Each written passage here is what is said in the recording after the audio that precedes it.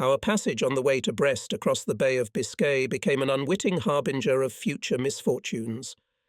March 25th, the 5th day after the grand battle for the convoys, passed without adventure. In the thickening twilight of late afternoon, we moved cautiously eastward, having previously filled ballast tanks, cleaned the deck, and tuned the Methox radar to detect the threat of air attack. That night the radar signalled danger 3 times, and we made an emergency dive. The enemy aircraft dropped depth charges after us. At 10:12 in the morning, an eyed Borchert stretched his arms up and shouted, "Airplane!" When I saw a tiny black moth dive at us from behind a cloud, I threw the Biscayan cross into the deckhouse. Everyone on the bridge rushed down after it.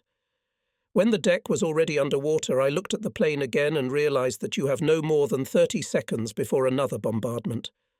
Then I dove into the flight hatch and slammed the lid shut behind me just as a giant wave hit us. The U-230 disappeared underwater in 18 seconds, keeping at least 10 seconds to escape from the bombing. When the boat dived into the depths with a trim of 50 degrees, the pilot of the plane took as a reference point for bombing the frothy trail at the site of our dive. 4 bombs exploded near the aft ballast tanks on the starboard side. The explosions raised the stern of the boat above the surface of the bay, giving the pilot the impression that he had succeeded in delivering a fatal blow to us. While underwater, we were surprised that our radar gave no danger signals. We spent more than half an hour submerged, then surfaced, but only for a very short period of time. 12:25. Emergency dive on sighting of a twin-engine airplane. No sign of the pilot using radar. 12:50. U-230 ain't surfaced. 13:32. Alert. Aircraft. No radar search. 4 bombs exploded not far from the boat. Aft horizontal rudders jammed. 14:05. Surface at high speed. 14.22. Alert. 4 engines Sunderland. Abrupt rudder shifts. 4 more bombs exploded. It became obvious that the British have increased air patrols in the Bay of Biscay. Siegmann decided to follow the day in a submerged position and surface only at night, when the Tommy to detect us will be forced to use radar. This night, however, was little different from the day. We made 3 emergency dives, dodging 12 bombs on the verge of death. All the next day we remained underwater, moving at 3 knots, and listened warily to the noise of the propellers of the planes of the British squadron sent to the area that adjoined our bases on the coast of France. We could constantly hear the distant bursts of depth charges. It was amazing how lively the shipping in the Bay of Biscay had become.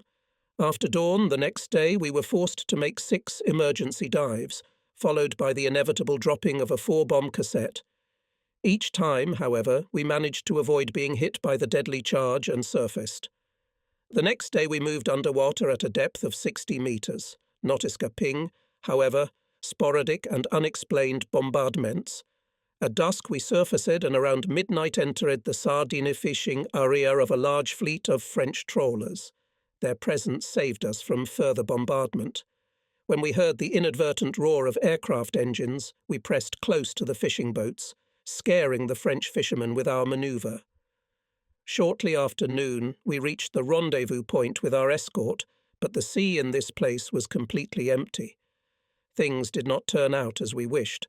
We did not have high hopes for a speedy arrival at the home port, but even small hopes for this seemed unrealizable when it became known from an intercepted radiogram that U-655 was sunk by aerial bombardment an hour before the meeting with the escort.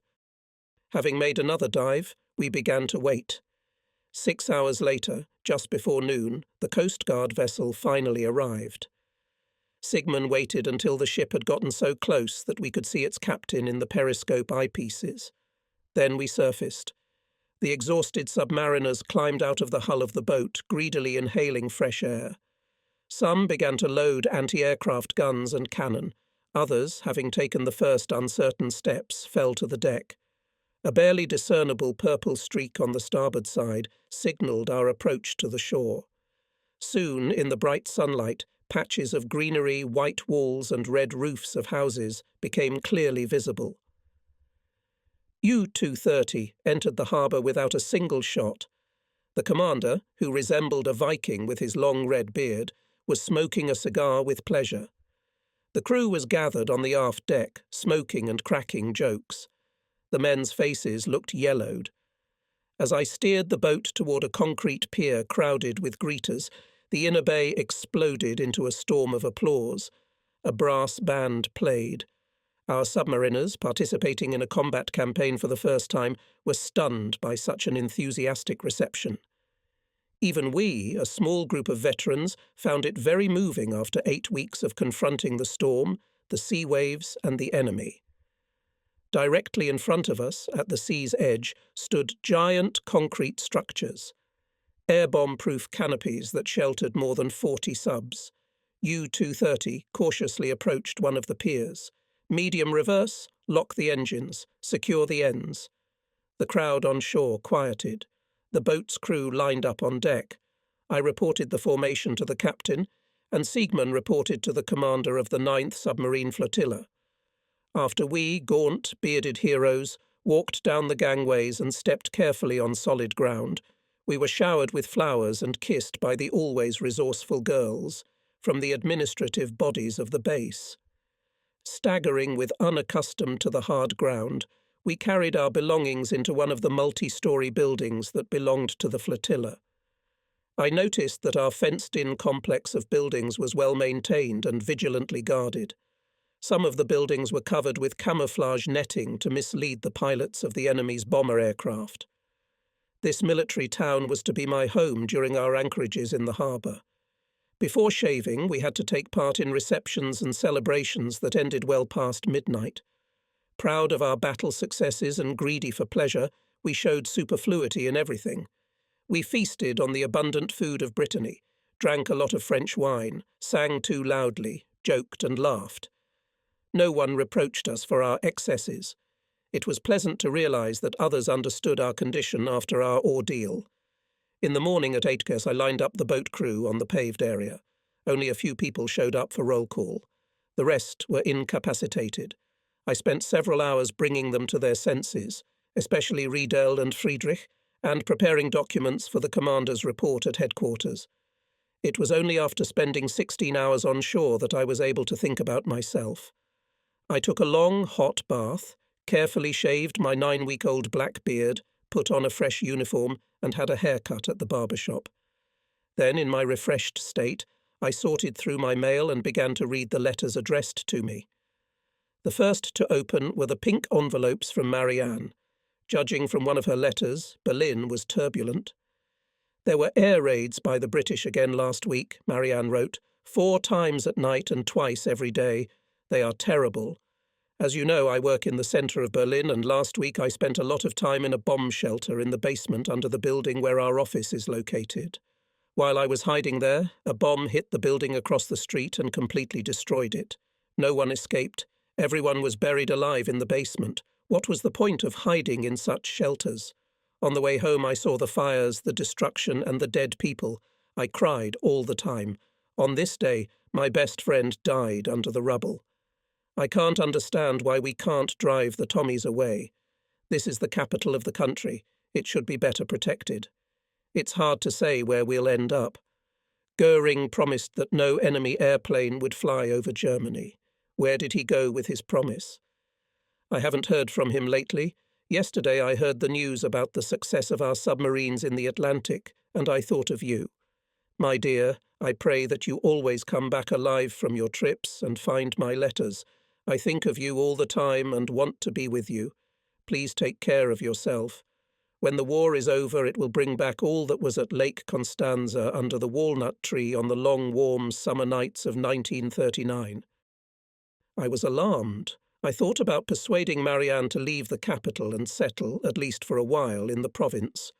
Mother wrote, "Air raids were in the Frankfurt area. Neighbours helped each other in extinguishing incendiary bombs on the roofs, sometimes dropped by British pilots. Father works hard, and Trudy, now a 7-month war bride, helps her father as his office secretary." News from home pleased me. In my letters to my mother and Marianne, I reassured them that things would soon change for the better. I firmly believed this, despite the obvious deterioration of the situation. Enemy air raids on German cities were steadily increasing in number and scope, crossing the line of mere intimidation. Newspapers and radio reports on the destruction and loss of life resulting from the raids were evasive, but I felt that we were facing severe retribution. This conclusion was supported by bitter facts. With great reluctance, I was forced to accept the argument that during our stay at sea on the Eastern Front had taken an unfavourable turn for us. Apparently, as a result of the Soviets' winter offensive, we had suffered a defeat at Stalingrad, where our Sixth Army had been defeated. News from the North African theatre of war was also disappointing. The British were inexorably advancing in the desert with greater or lesser success. Nevertheless, it seemed to me that these failures were local in nature and did not affect the overall outcome of the war. In fact, Germany made significant gains only in naval battles. The battle for the Atlantic developed favourably for us. Our U-boats, now organised into large wolf packs, sank an incredible number of Allied ships on the front from the Arctic Circle to the Caribbean Sea. March 1943 was for us the most successful month in the history of submarine warfare. Our U-boats sent to the bottom Allied ships with a total tonnage of 1 million tons. Now about 250 submarines made combat patrols in various seas, conducted training passages in the Baltic Sea, re-equipped in ports, were close to leaving dry docks after repairs. Our submarine construction program became the priority of military production. True, even in naval battles our successes came at a heavy price. As the size of convoys increased, coordination in measures to protect them between British and US naval combat units improved dramatically. The new type of escort vessels, fast and highly manoeuvrable patrol ships, corvettes, posed a serious threat to U-boats attacking convoys. But the biggest threat was the enemy's aviation. More and more airplanes appeared in the most remote areas of the sea. They bombed with increasing accuracy our submarines on the approaches to their bases or on the way out of them. The threat from the air created a new problem for us in submarine warfare. It was difficult to keep up with the rapidly changing situation. As it seemed to me, the outcome of the war now depended on the operations of the submarine fleet in the Atlantic. It was obvious that the Allies had recovered from our strikes, and their combat capability was supported by supplies of food and equipment across the Atlantic. Our U-boats needed to interfere with convoys bound for British ports, as well as Murmansk and Arkhangelsk. We had to destroy the enemy at sea before he could amass forces to invade Europe. And we would accomplish this task. With the help of the entire crew, U-230 was quickly dismantled for further repairs, and at the end of our second day in port was taken over by marine engineers at the shipyards. Taking care of the boat was only part of my hectic lifestyle for the first few days. I continued to draw charts and prepare reports for Sigmund's meetings with Admiral Dönitz. The commander needed to travel for reports to Paris, where Dönitz had stationed his headquarters in January after his appointment as commander of the Navy. In addition, I was doing paperwork for a third of the crew going on leave. Despite the heavy workload, I found time to think about Yvonne and paid her a surprise visit in the evening. I arrived at the store where she worked with a bouquet of flowers. But Yvonne was not there. I didn't want to involve the store owner in our personal affairs and, believing that the girl had changed her place of work, began to look for her in other bookstores in the city. But I couldn't find her in any of them. Finally, I went to her house, where we had spent many nights together. Yvonne wasn't there. No one would even admit to knowing her. On my way back to town, I slammed the bouquet against the stone wall, certain that I would never see the girl again. Then, obeying a sudden impulse, I returned to the bookstore and asked the proprietor in French, "Pardon me, monsieur, where can I find Yvonne?" "Yvonne? Ah, Yvonne," he said, looking at me intently over his glasses. Then he said what I already knew. "She's not here." I repeated my question. "Young man, all I know is that she left 8 or 9 months ago, as she said herself, with her aunt in Toulouse. But," he gave me a meaning glance, "she was forced to leave the city. You see, she was persecuted for certain connections. Such things cannot be kept secret." There was no animosity in the old man's eyes, just sadness. I never heard anything more about Yvonne. 2 days later, the flotilla commander organised a celebration to mark our return from a successful campaign. At breakfast in the officers' mess, he announced the planned event and invited everyone to attend. The celebration was to take place in the resort of Château Neuf, which had been handed over to the flotilla.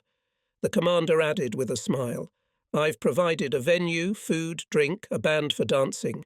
Your concern, gentlemen, is to secure your partners for the reception." I found that finding partners was not an easy task in a town full of lodgers, officers who had never been to sea.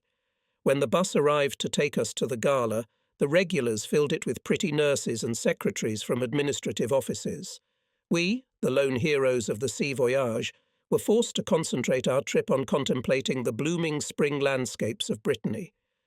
After sunset, we arrived at the Château, a 17th-century castle nestled among sloping hills. There was no time to admire the beautiful architecture and luxurious furnishings of the château. The palace hall was quickly filling up with guests, and soon I was shaking hands with old friends and fellow students.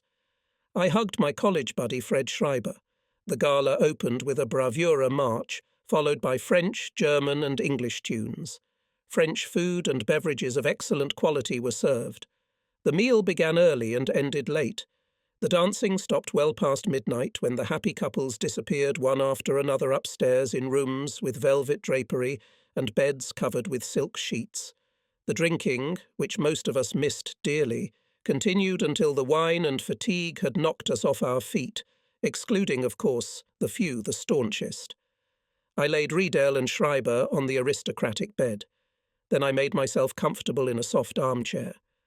After a grand reception in his honour, Siegmann, a loyal family man, went home to Hamburg. On his way, he was to report to the Admiral in Paris. The officers, my mates, followed the captain's example and left for home to spend a fortnight among their relatives. I, with part of the crew, remained at Brest, unburdened by heavy duties. During those serene April days, I was drawn to country walks. I visited the castle with pleasure, splashed in its spacious deep baths, got acquainted with the rich collection of ancient books, went pheasant hunting with farmers who lived in the neighbourhood. I watched the buds of trees and bushes budding in the warm sea breezes. The arrival of spring was felt everywhere. One quiet evening, new friends with whom I was socialising at the base introduced me to the piquant peculiarities of life in the harbour. That evening we sipped cocktails at the flotilla bar, played cards, joked and told nautical anecdotes.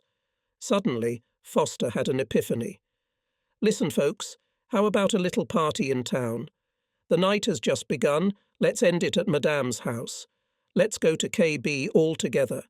His proposal was well received. It was addressed first of all to me, as a newcomer to the officers' companies of Brest. I asked Schreiber, "Fred, what does this abbreviation KB stand for?" Schreiber took a sip of gin and, smiling broadly, said, "K stands for casino, B stands for bar. A casino bar is a place where you can forget your sorrows, drink good French wine and enjoy the charms of the ladies, all in a completely intimate setting. So, what is this, a regular brothel? Call it what you want, but I suggest you visit it." We walked through the darkened city and stopped at an inconspicuous door with the letters KB illuminated by the dim light of a bulb. The young lieutenant rang the bell in a special way, letting us know that we were the ones standing at the door.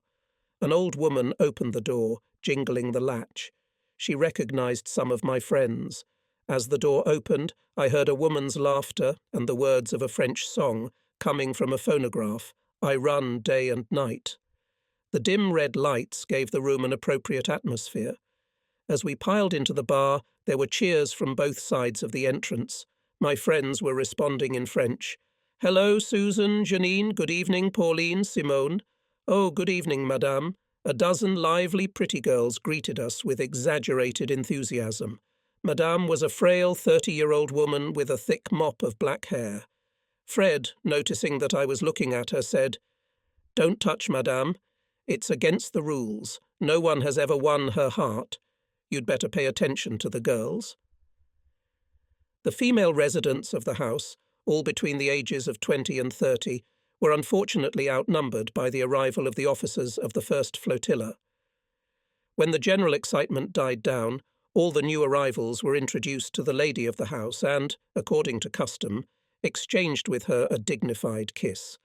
Then the real fun began. The champagne sparkled in the glasses, and the maidens swooned in our arms. We danced to the soft music of the tape recorder, sipped fizzy wine, and tasted the sweetness of kissing scarlet lips with such enthusiasm as if we had never done it before and would never have to do it again. As the party continued, our songs became more heartfelt, our laughter more infectious, and our maidens more seductive. We consumed champagne in ever-increasing quantities, and soon our restraint faded, as did the laces of the maidens. I danced most of all with Janine, who captivated me with her ardour. I was waiting for the right moment to take her away from the party. Among the services of this establishment, it turns out, was another. The chief mechanic of one of Ballard's subs asked, "Madame, please show us one of your wonderful movies." His request was greeted with glee. "But, gentlemen," Madame protested, "isn't it too late to show a movie? The girls still have to be served." "Nothing, my dear," Ballard reassured her. "The night is still young. We've forgotten a lot about the art of love while we've been at sea. First, refresh our memory." Giving in to persuasion, Madame gave in with a sigh. "Like any mother, I understand your feelings." I put my arm around Janine's waist, grabbed a bottle of champagne, and followed everyone up the stairs. The lights went out, the projector buzzed, and a pornographic movie began. An hour of watching the tape was truly educational. It clearly showed us that love without art is like a race car without a driver. After the movie, I came out full of new ideas. Janine was the first to capitalize on this lesson. The morning came when I paid the concierge and stepped out into the fresh sea breeze. Things went on as usual at the Navy base. I did clerical work, visited the dry dock to make sure the repair work was on schedule. I met up with my friends from earlier in the war and visited former classmates at the 1st Flotilla Training Corps, where I had trained in December 1941. I kept hearing about submarine warfare aces who were returning from combat tours. In a year of great successes of our submariners was not without great losses. The growing scale of submarine warfare led to the deaths of many of my friends, including new recruits who, before they could cover themselves with loud glory, found a grave at the bottom of the sea. Weeks of idle life in the harbour passed like April rains. Our pleasures and amusements were but a feeble compensation for what we had experienced in the war. We squandered our lives as best we could. I frequented the places where Brittany's gourmet tastes were satisfied, tasted unforgettable lobster dishes at the local German restaurant See the Commandant, spent evenings relaxing by the fireplace in our country chateau. Then came a night out with Janine at the casino bar. These were nights when the overflowing energy of youth was tamed by Madame's priestesses of love, nights when we forgot about war and duty. During the silent solitude of my room, I thought a great deal and came to the conclusion that the war in the Atlantic was far from over. Pictures of the chaos and destruction that our attacks on convoys had caused came to life. The rumble of bursting torpedoes, depth charges, and air bombs deafened me. These were the hours that made me ponder why were promises us defeat after defeat. The front line was getting closer and closer to the coast. It was now only 2 hours crossing from the harbour, just west of where the ski and the sea meet. There was a thin line between war and peace. In mid-April, the chief engineer returned from vacation. When I saw Friedrich, who still had not shaved off his beard, in the officers' dining room, I came to greet him. "Hello, old boy. How was the hero received at home?" To the drumbeat and brass trumpets. "Did you notice I kept the beard? The kids loved it, so I decided to keep it on. He said he spent most of his vacation travelling and visiting with relatives, so he's glad to be back on base." I briefly and substantively told him about the condition of our sub and the surrounding circumstances. In more general terms, I described our adventures. However, when Riedel, also a bachelor, returned by the evening express from Paris, I did not hesitate to tell him the details of our easy life and elaborate love affairs. Soon all the vacationers returned, having travelled halfway across Europe from home to the Navy base. The commander arrived in good spirits. The wrinkles he had acquired after his first combat tour had smoothed out. Gone was the bright red Viking beard. 3 weeks of rest were followed by several days of intense activity. The repair of the boat was completed on schedule. In 4 days, the removed equipment was to be assembled. My last night in port was peaceful. I was troubled only by thoughts about the fate of the future voyage, and I tried to distract myself from them by writing letters. I asked Marianne to take care of herself and warned my parents that I would not be able to send them any news of myself for a long time. About midnight, I finished packing. The new order required us to write a will along with an inventory of the contents of our luggage. I didn't have much to leave to anyone, but when I signed my will, I felt as if I were signing my own death warrant. I wondered if I would be able to hold that envelope in my hands again, or if someone else would open it to fulfill my last will. On April 24, 1943, the U-230 rocked on the waves in the shadow of her concrete shelter. The moorings had been removed from the bollards. The boat's crew lined up at the stern, facing the seeing-off party on the pier. The submariners adorned themselves with flowers attached either to their navy caps or to the loops of their olive-coloured uniforms. Beneath them, the oily water was whipped by propellers running in reverse. U-230 smoothly set off from the concrete wall and stepped stern first out of the gloom of the shelter into the brightly shining sun. The second submarine, U-456, separated from another berth and went in the keel of ours. On her bridge I saw Forster, an accomplice of Madame's party. We greeted each other with a wave of our hands. Then our boat picked up speed, and the shore, with its friends standing on it, was left behind us. As soon as we passed the centre of the bay, the boat was in military order, in actions, words and thoughts. We acted as if we had never stepped into port, taken a vacation, partied in a casino bar or lounged in the arms of women. U-230 was moving in high cloud cover across the smooth surface of the bay at 17 knots. U-456 was on a parallel course 500 metres to starboard. The escort disappeared over the horizon. The grey sky merged with the green sea. We moved on, carefully watching the radar readings. Our boat was equipped with a new radar antenna, an improved version of the Biscayan cross. The bulky cross had to be retracted inside the boat during a dive, while the new compact antenna was welded to the bridge rail and would not deform when submerged. Since we left port, the radar had picked up only faint pulses. When they became stronger, the U-230 made a routine dive. A few seconds later, the U-456 followed. From that moment on, we no longer kept in touch with the neighbouring boat, which went on its own route to a given square. During the night, we surfaced to try our luck at safe sailing and sped up.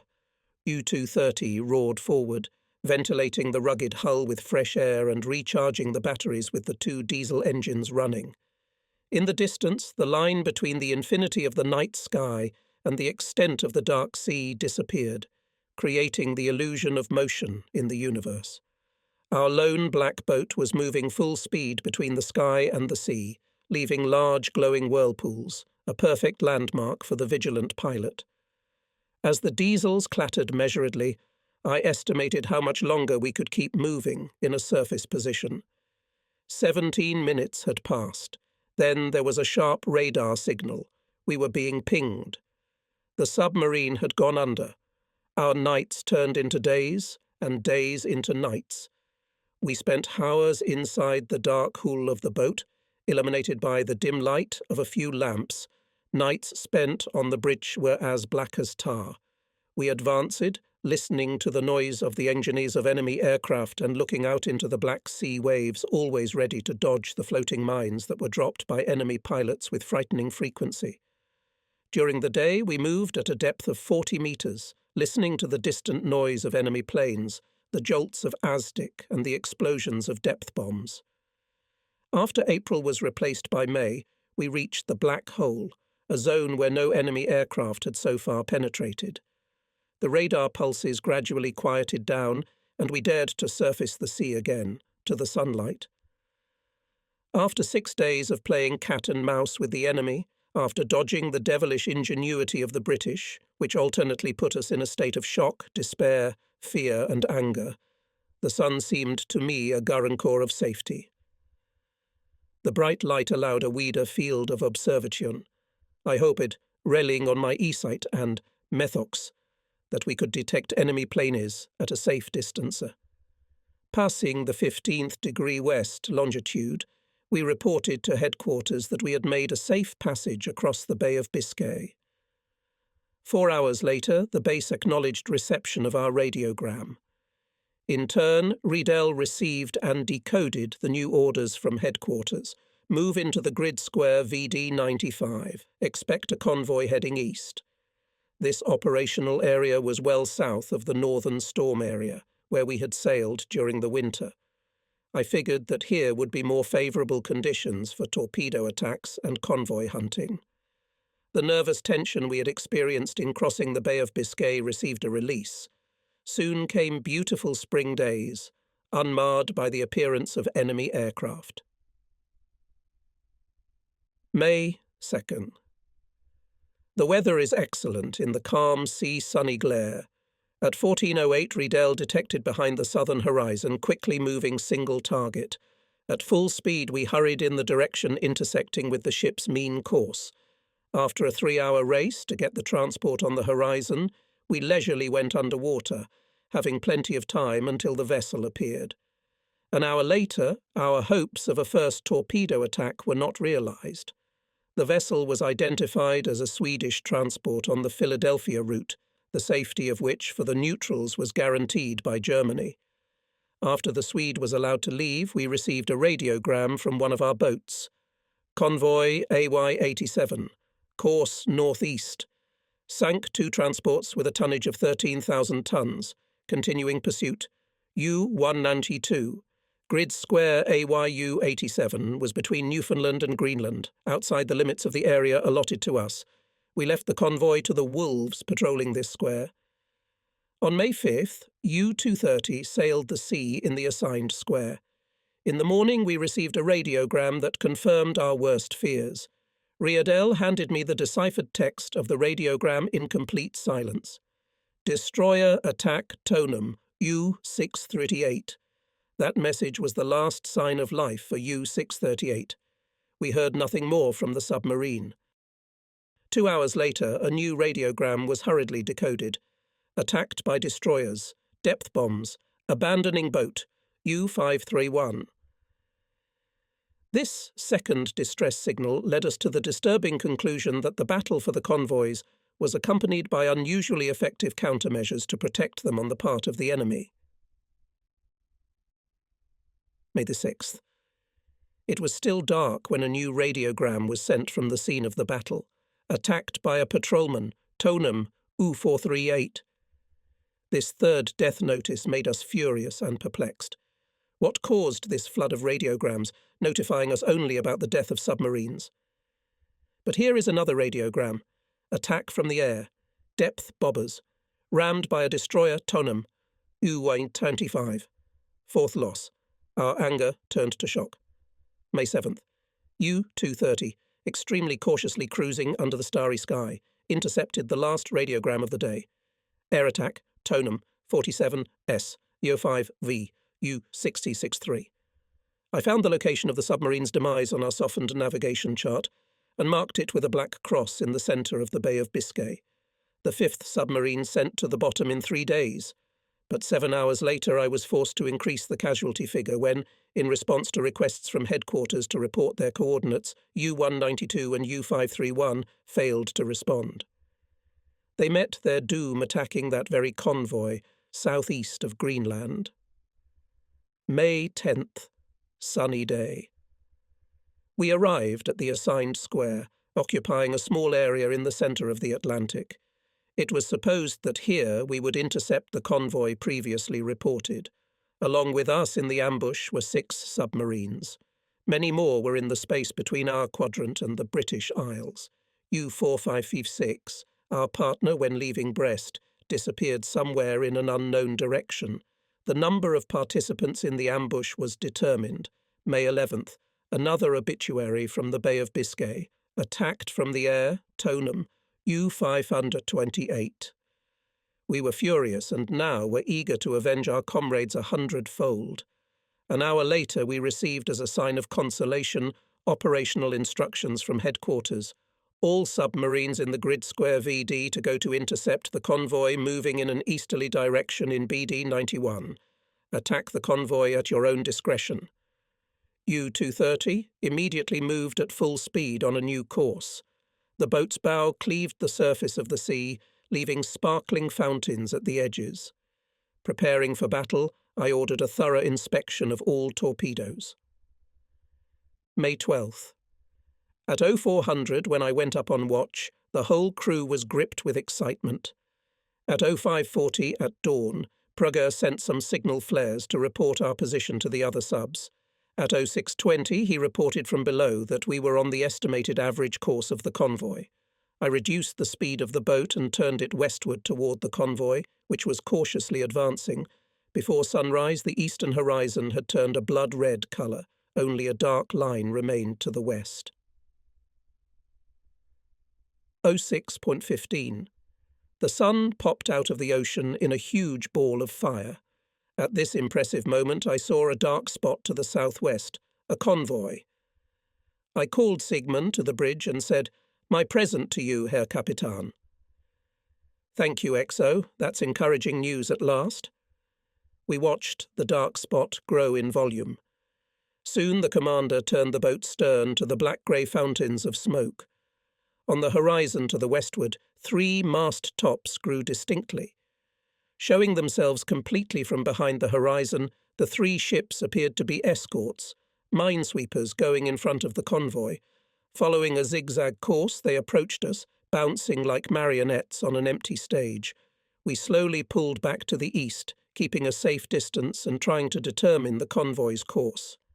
06:38, the tops of the masts dotted a large part of the horizon. Smokestacks appeared behind them. These were the transports we were hunting for in the first place. A mighty formation of masts and chimneys rose higher and higher out of the sea. We were in a perfect position to attack almost at the head of the column. Within an hour, I estimated, we would have a chance to hit quite a few targets. 0655, Sigmund's command, clear the bridge, dive. I was in the deck house when the alarm sounded. 5 minutes later, the boat dived underwater. The commander, sitting behind the periscope, briefed the crew over the intercom system. "We came upon an extremely numerous convoy. Maybe there are more than 100 transports in it. We will attack in a submerged position. I don't need to remind you that this is not a Sunday stroll. I hope you will do everything possible for the success of the operation." Then he turned off the periscope motor. 0705. "We don't see a convoy yet. Siegmann ordered to prepare torpedo tubes for firing." 07 Tehen. I reported the boat's combat readiness to the heavy rumble of the moving convoy going deep into the ocean. 07.16. The acoustician gave us news that upset our plans to attack the convoy in a submerged position. The convoy has apparently changed course. The frequency band has moved to 3-1. The commander, obviously annoyed by the message, moved his periscope up to catch sight of the passing convoy. Sound waves from the rotating propellers of the escorts and transports hit the hull of the boat. It was as if countless native drums were rumbling. "Damn convoy!" Siegmann cursed. "It's zigzagging northeast. There's at least a dozen patrolmen on its right flank." The convoy was moving at 11 knots. U-230 followed a parallel course, remaining invisible to his outer guard and unwilling to attack in full view of the destroyers. The rhythmic rumble of 100 propellers penetrated through the tough steel shell of our boat, travelling inside it. The commander vacated his seat at the periscope, growling, "Take a look, XO. If our boat had travelled faster, I could have dealt with this convoy without difficulty." I took the captain's seat. 7 miles off to port, a spectacular panorama opened up. A forest of masts and tubes of transports moved across the horizon. At least a dozen destroyers elegantly furrowed the green waves of the sea. No less than 24 patrol boats were swirling around the head and tail parts of the convoy. Impressed by what I saw, I said to the captain, "What a power! It seems to be the biggest of all convoys." "You may be right, but since we're so close to this armada, our torpedoes can't miss." It was necessary to get a safe distance from the convoy before risking a surfacing to get to the angle of attack. The rumbling of propellers, the heavy whoosh of pistons, the howling of turbines, and the clicking pulses of the Aztec accompanied our stealthy manoeuvres. For almost 2 hours we went diagonally away from the steel giants. 09:15. U-230 surfaced. Climbing onto the bridge when the boat was still not completely out of the water, I hastily looked around. Far to the northeast, masts and smokestacks were moving along the clear horizon line that separated the Stoken and the sky. U-230 took a parallel course, expecting to get ahead of the convoy before dusk. Riedel radioed the headquarters and other submarines a message. "Convoy in the square BD-92, course northeast, speed 2 knots, strong combat escort. We have surfaced to go to the angle of attack. U-230, E09.55. A frightened cry behind my back. "Airplane! I saw a twin-engine flying machine dive at us from the direction of the sun. We were taken by surprise. Alert! We were blown into the wheelhouse. The boat instantly disappeared under the water. In this moment of maximum danger and minimum possibility of avoiding it, only a miracle, chance, luck, which had so far saved the boat crew from death, could save us. 4 bursts of dropped bombs and powerful explosions shook tons of water above and around us. The boat shuddered and began to sink with a trim of 60 degrees. As the fall continued, water splashed furiously, steel clanked, spars creaked, valves popped, deck plates jumped. In the light of the flickering lamps I could see the amazement in the rounded eyes of the men, and they had reason to wonder. The sudden attack seemed mystical. Where had that airplane come from? Its range did not allow it to cover the distance between the nearest point on land and the middle of the Atlantic. The inevitable conclusion was that the convoy had its own air force. As hard as it was to believe, the fact remained. As part of the convoy was an aircraft carrier on which the enemy planes landed after overflying the areas of the sea adjacent to the route of transports. The idea of air support for convoys knocked the basis out from under our concept of submarine warfare. Now we could not count on the suddenness of the attack and the ability to stealthily evade pursuit. 10:35. U-230 surfaced at periscope depth. Careful review of the sky through the reserve periscope did not find the enemy aircraft. We quickly ascended to the surface. The hunt resumed. We moved stubbornly forward despite the nervous tension. The engines were running at full speed. I concentrated on watching the sky with only occasional glances at the dense forest of masts and pipes on the horizon. White hulks of clouds floated across the sky at mid-height, driven by a sharp westerly wind. It pelted the deck with waves and at intervals tossed wisps of sea foam onto the bridge. 11:1. I detected a glint of metal in the gap between the clouds. It was a small airplane preparing to dive on us. Alert! 4 bombs exploding 50 seconds later nearby convinced us that the plane was being flown by an experienced pilot. The shock waves shook the boat. Friedrich stopped its fall at a depth of 180 meters, then straightened the keel of the boat and raised it to periscope depth. 11:25. U-230 surfaced.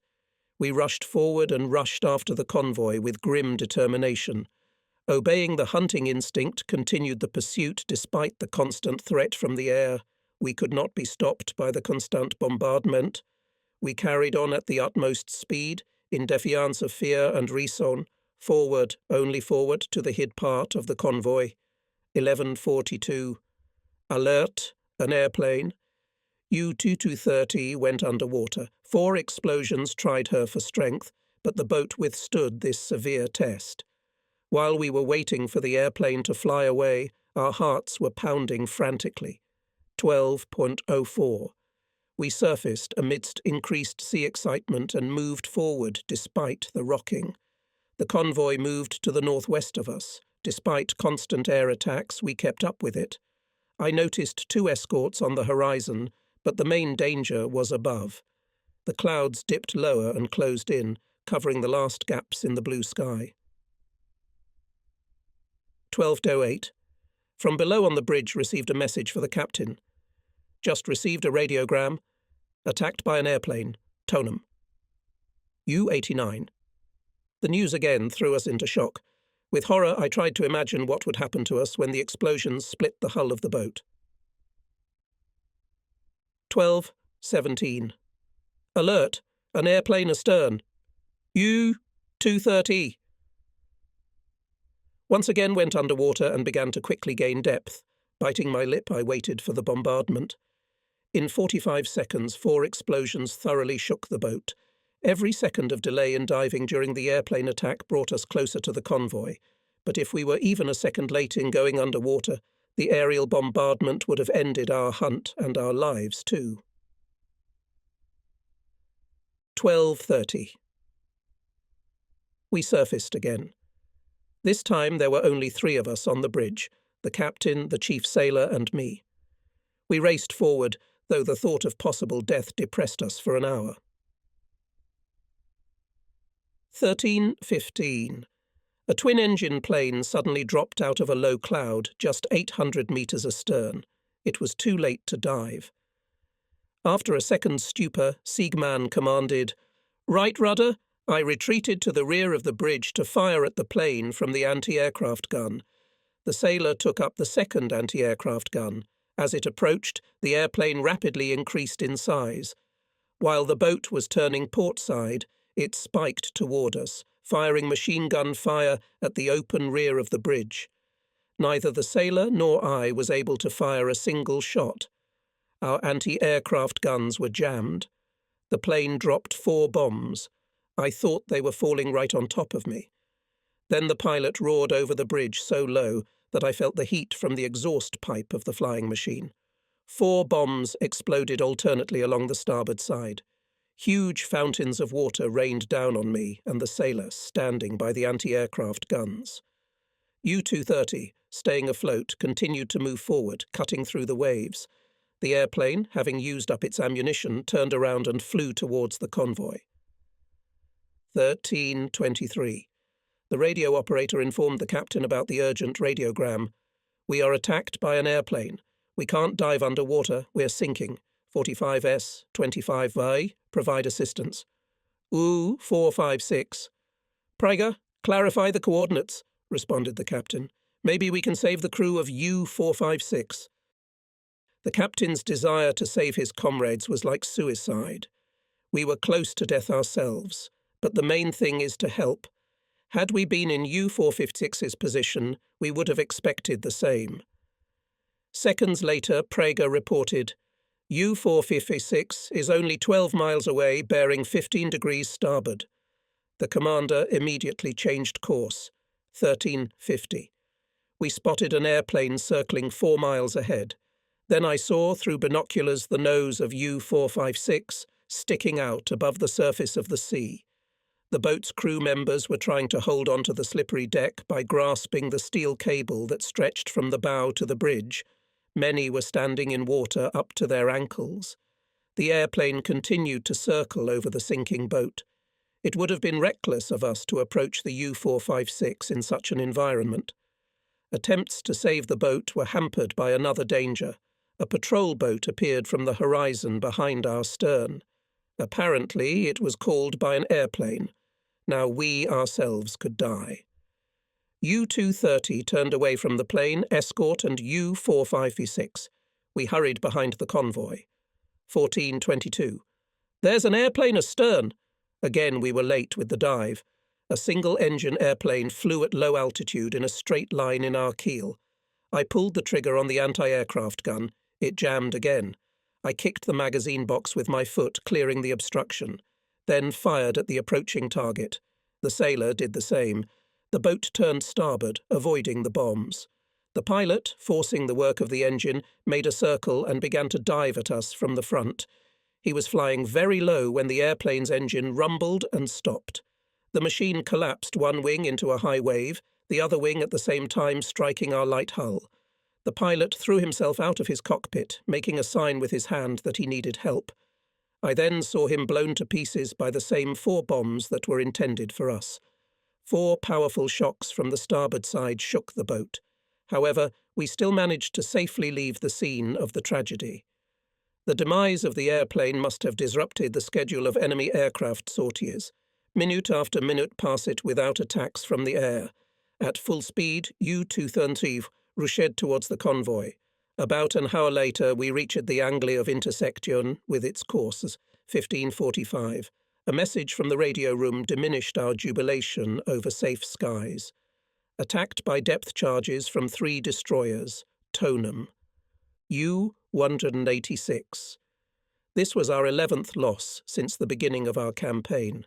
The scale of the naval disaster seemed to be growing. Nevertheless, we did not have time to grieve over the death of battle comrades, which 1,000 times seen in his imagination every submariner. 16 au rat. U-230 approached the convoy. I saw 4 columns of transports creeping in the same direction in the southwestern part of the horizon. We had to disrupt their course to make gaps in these steel machinations. 16:03. Plane on course 3-2. We quickly went underwater.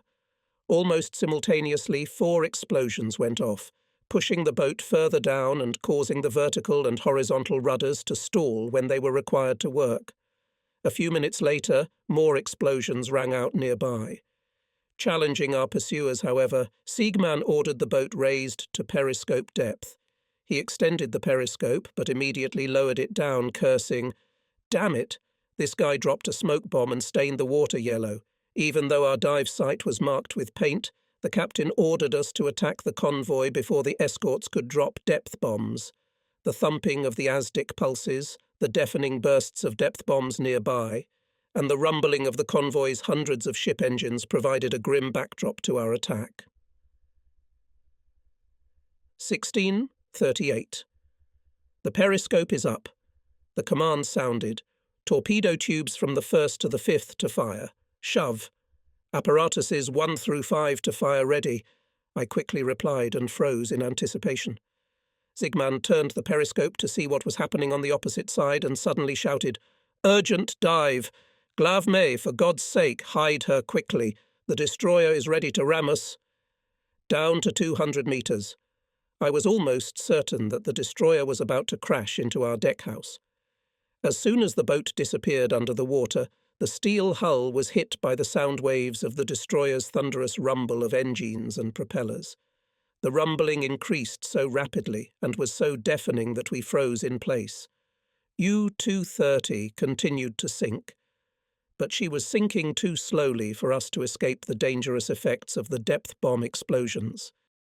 A terrible explosion scattered the seawater. A series of 6 charges whipped the boat, threw her out of the water, and lowered her to the sea surface at the mercy of 4 British destroyers. The U-230's propellers were spinning at top speed. For a second, everything went silent. The British froze in amazement. It seemed like an eternity until the time when the bow of the boat plunged into the water, and it began to go deeper and deeper to the bottom of the ocean. A new series of depth bombs lifted the stern. U-230, losing control, spinning, falling to the bottom. With a trim of 60 degrees, the boat went to a depth of 250 meters, before Friedrich managed to stop the fall. Moving underwater at a depth of 230 meters, we believed that we were just under the bombing zone of the enemy and hurried to get out of the zone. Once again, we were doomed to languish in the conditions of maximum possible immersion. 16:57. Distinctly audible splashes on the surface of the ocean informed us of the dropping of a new series of depth bombs. 24 warheads exploded one after another at short intervals. A deafening murmur came over our boat. The blast wave again pushed her sharply to the bottom of the ocean, while the endless echo of the explosions rolled through the water column. 17 to 16. A new burst of ordnance deafened us and brought us to a standstill. Under the effect of the blast wave, the boat gave a strong roll. Steel hull rattled and creaked, valves opened, rudder bala gaskets leaked, and soon the bottom of the stern filled with water. The pumps pumped relentlessly, the periscope gaskets loosened, and water entered the cylinders. Water flowed everywhere. Under its weight, the boat was sinking into the depths. Meanwhile, the convoy was dragging right over her. 17:40. The rumbling had reached its limit. An unexpected splash warned us that we had 10 to 15 seconds to catch our breath before another series of explosions. They almost got us. As the echoes of the explosions spread in the ocean depths, the bulk of the convoy leisurely passed the place where our boat had been tortured. I imagined the transports bypassing the group of escorts that had tried to destroy us. Perhaps we should have taken the risk of a deeper dive. I did not know where its limit was, at the level at which the steel hull could burst under the pressure of the water mass. Nor did anyone else. Those who designed the boat tried not to talk about it. For several hours we endured the exhortation and gradually went into the depths. Explosions of a series of 24 warheads shook our boat every 20 minutes. One day it seemed to us that the torture was over. It happened just as the escorts turned to take their places in the convoy's combat guard. But our hope of rescue did not live long. The hunters only conceded the right to finish us off to another group of escorts, following in the tail of the armada of transports. 20 Iwam. A new bombardment, U-2 followed by a second, third. We hovered helplessly at a depth of 265 metres. Our nerves were stretched like a string, skin and muscles lost sensitivity from the cold, nervous tension and fear. The numbing agony of waiting robbed us of our sense of time and appetite. The bottom of the boat was filled with water, fuel oil and urine. Our wash basins were shut tight. To use them would have meant instant doom, for the tremendous external pressure would have prevented the regulation of the water flow. Canned food was handed out for the crew to bolster their strength. To the smell of waste, sweat and diesel fuel was added the stench of decomposing electrolyte. Water droplets condensed on the cold surface of the steel hull from the high humidity, which dripped down into the bottom, flowed through the pipelines and soaked the clothes. At midnight, the captain realised that the British would not stop their bombardment and ordered insulating gas masks to be distributed to make it easier for the men to breathe. Soon each submariner hung a large metal box on his chest with a rubber hose going to his mouth, as well as a nose clip. Still, we hoped for the best. May 13th. By Aero 100/200 depth bombs had been dropped on us. Several times we resorted to subterfuge to avoid the bombardment. Through the side valve of the light hull, we periodically released a mass of air bubbles. The clusters of bubbles carried away by the current reflected the pulses of the Aztec as a large, compact mass. However, the hunters fell for the ruse only twice, and both times they left at least one escort directly above us. Having failed, we gave up the game and concentrated on conserving our strength, compressed air and dwindling oxygen reserves. 4. Oro. The boat had sunk to 275 metres. For 12 hours now we had been bombarded without any hope of rescue. May 13th was my birthday, and I asked myself if this day would be my last. How long could I count on luck? 8 Euro. The bombardment did not abate. The water level in the bottom rose above the slabs. The water splashed at my feet. At this depth, pumps pumping water from the bottom were useless.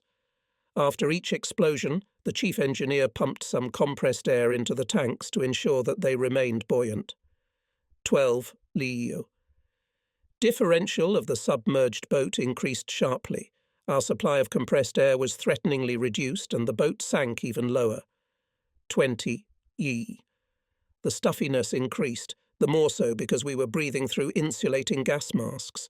The devil himself seemed to be pounding on the steel hull of the boat, which creaked and creaked under the incredible pressure. 22. Bow. As dusk fell, the bombardment intensified. The furious attacks, the time interval between which was shortening, showed that the enemy was losing patience. May 14. At midnight we approached the limit of survival of the boat and crew. We had reached a depth of 280 metres and continued to dive. I began to make my way through the centre passage, pushing and rocking the men, keeping them awake. Anyone who fell asleep might never wake up again. 0320. The rumble of bombardment continued, however, without results. We were more threatened by the water pressure than by the depth charges. As the rumblings of the last explosion faded away, there was the noise of the propellers of the departing escorts. For a long time we listened to it, unable to believe that the Tommies had stopped hunting, 04:30 lay. For over an hour we remained silent. We couldn't believe our luck. We had to be on the safe side. We turned on the desalinator, which rose on running motors above sea level. No response from above. Using the rest of the compressed air and battery power, the XO managed to raise the boat metre by metre. Then, unable to control the rise of the boat, Friedrich let it float free, wailing. The boat pops up quickly. 50 metres. The boat is on the surface. U-230 has made its way to fresh air and life. We rushed to the bridge. We were surrounded by the inexpressible beauty of night, sky and ocean. Stars sparkled brightly in the night sky. A light breeze was blowing. The feeling of rebirth was complete. Just a moment ago we could not believe that we would stay alive. After all, death had held us in its iron embrace for 35 horrible hours. The fresh, oxygen-rich air had a fatal effect on me. Almost unconscious, I knelt down on my knees and pushed myself against the rail of the bridge. I remained like that for a long time before my strength returned to me. The commander recovered quickly and we congratulated each other on our miraculous deliverance. Then Siegmann commanded, "Medium ahead, course 180, ventilate the boat, all hands to stations." He decided to try his luck again. The boat's engines started again. Since the convoy had long gone ahead, we headed for the place from where we had started to pursue it. The pistons of the diesels pounded encouragingly, recharging our dead batteries and propelling the boat toward another sunrise. The water from the bottom was pumped out, the fuming air weathered, and the collected waste thrown overboard. When the darkness cleared and day came, the U-230 was ready for battle again. Still reeling from the terrible bombardment and lingering in the cold depths of the ocean, we took stock of the battle. 3 subs from our group had been sunk. Over 100 Allied ships had passed us, and we had failed to destroy a single one. It was now to be expected that some 700,000 tons of ammunition would be safely delivered to the British Isles. That was terrible. The day promised good luck. Praga's stout figure climbed before sunrise onto the running bridge and fired a few flares from a rocket launcher. I lit a cigarette and watched the rising luminary. The sky changed colour from dark blue to purple, then from scarlet to blood red. I remembered an old saying, "A red sky in the morning portends an early death. I wonder what the coming day is preparing for us." CO 7:10. "Smoke ahead," reported the chief sailor. All binoculars were directed to a dark spot on the horizon line from the southwest side. There was no doubt it was the second convoy.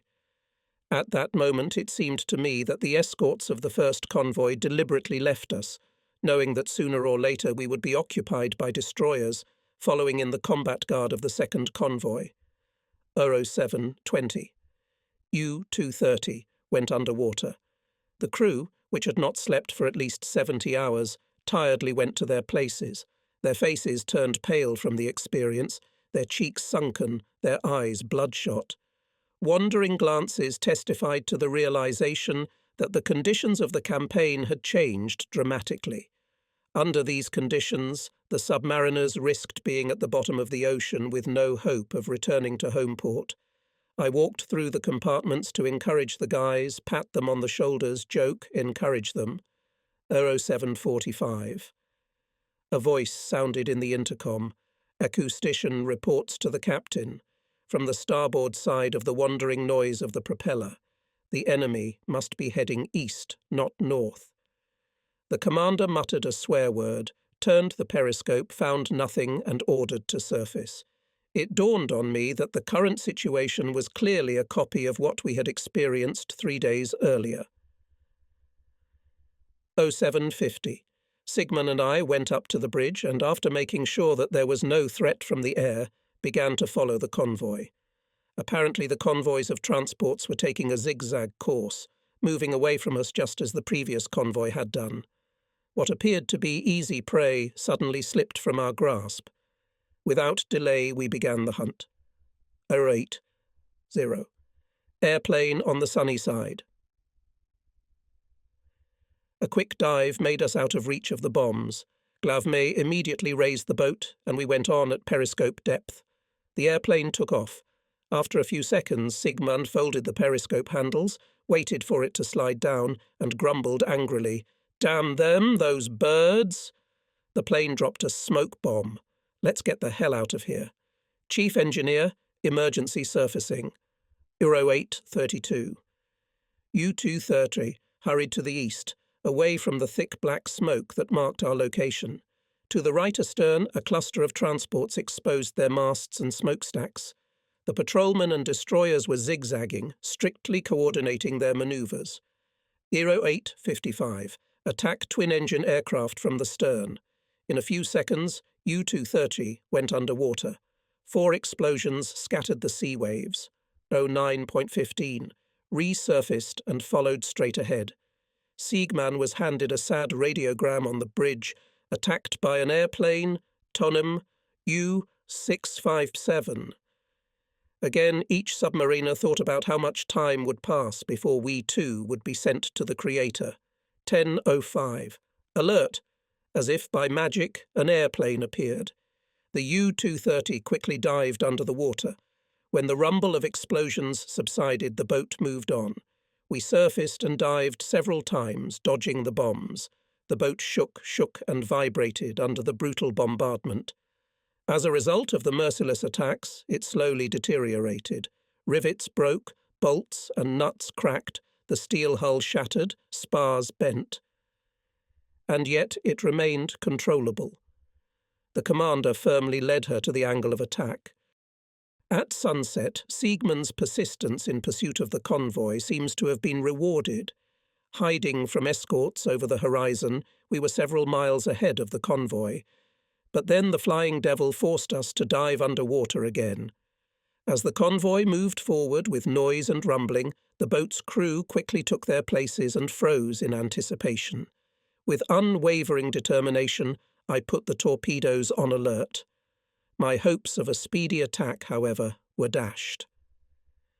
Amidst the din of the approaching convoy, 3 escorts somehow managed to spot our dive site. An alarmed Sigmund commanded, "Attention! Dive to 200 meters. Prepare for bombardment!" A few seconds later, the hunters dropped their deadly payload on us. The solid portion of ammunition produced an explosion of such tremendous power that it surpassed anything we had experienced before. The frantic shaking of the boat was followed by total darkness. I was thrown back against the steel cables of the periscoper. Directing the beam of my flashlight at the depth gauge, I was horrified to find that its pointer swung sharply downward. I saw the 2 sailors in charge of the horizontal rudders hang panic-stricken from the steering wheels, heard the commander's desperate commands and the shocking splash of water. Thus rose the curtain over another long act of tragedy, repeating the scenes of torture to which we had just been subjected. Up above, where the hunters were, dusk descended, the wind subsided, and the surface of the ocean calmed. As a result, the bombardment intensified. The bursts of powerful warheads made the ocean rumble. We were shaking with cold and sweating with fear. We were feverish as death approached. At night, the poisonous fumes of the batteries filled the hull of the boat. Half poisoned, we were in a sort of semi-conscious state, and when the sun rose, our pursuers resumed their bombardment, dropping more than 300 warheads. However, they did not achieve their goal. U-230 remained afloat at a depth of almost 280 metres. At noon, we found that the boat completely lost the ability to drift, and we had no oxygen left. Now the choice between suicide and surrender was to be made. In a desperate attempt to delay death or captivity for an hour, Friedrich pumped some compressed air into the middle tank of the ballast. The hissing of air attracted the attention of the hunters. Another explosion of incredible force dragged the boat upward. As soon as the compressed air in the ballast tanks ran out, she began to rise rapidly. But then another set of ammunition exploded, hitting the starboard side of the boat hard and sending it back to the bottom. We crawled up the centre aisle to spread our weight evenly, even though we were sure of the imminent end. Then the U-230 levelled off smoothly at the 300-metre depth gauge mark and began to vibrate in death convulsions. The men gripped rubber hoses with their mouths, sucking in hot air from the filters of the potash tank and coughing continuously. 8 minutes later, a set of 6 warheads exploded astern. Then all went quiet for more than an hour. There was no ASDIC pulse, no telemetry signal, no sound from above. Having crossed the threshold of survivability, we tried to provoke the Tommy to detect its presence by hitting the hull of the boat with a sledgehammer. However, there was no reaction from above. U-230 began a slow ascent. 1955. Finally, the hatch cover opened. Zygmunt and I were literally carried to the bridge by the huge overpressure formed in the hull. The sun's rays hit our eyes. An abundance of fresh air and no sign of the enemy within sight. After a careful review of the sky and sea, we got busy assessing the damage the boat had sustained from the bombardment. The aft fuel tank was smashed. Fuel oil was leaking out of it, leaving a treacherous oily plume in the keel. To the enemy, the large oily stain was indisputable evidence of a direct hit on the boat. That's why the British abandoned us. Nevertheless, the boat sustained heavy damage. 2 tanks were ruptured, the starboard rudder boiler bent, the foundation under the diesel burst, not to mention countless smaller damages. Most of the diesel fuel was lost. Continuing the voyage was impossible. Even returning to base became problematic. At 21:05, Riedel transmitted a radiogram to headquarters, informing him of our condition and the powerful enemy anti-submarine defences in the middle of the Atlantic. He also reported that 2 convoys had passed us, preventing us from firing even 1 torpedo. However, the chances we missed to increase the score of sunk enemy ships did not compare with our unexpected rescue. Only the special favour of Providence allowed us to stay alive while many other boats perished at the bottom of the sea. On the evening of May 15th, at the close of the 4-day battle, the loss of U-456 as well as 2 other boats were confirmed. U-266 and U-753 never again responded to headquarters' request for their coordinates. The outcome of the battle was the loss of 6 boats. The 7th sustained damage that rendered her unfit. This was a disaster, the 2nd in May 1943. U-230 was being dragged eastward across the vast expanse of the Atlantic. Fortunately, for 2 days in a row, no airplanes had been caught. However, the silence was marred by a number of tragic radiograms from other subs. Their deciphering became part of our daily work. A pile of radiograms grew on the captain's table. Attacked by an airplane, Tonum, U-463. Convoy pursuit terminated. Attacked by an airplane, U-6L40.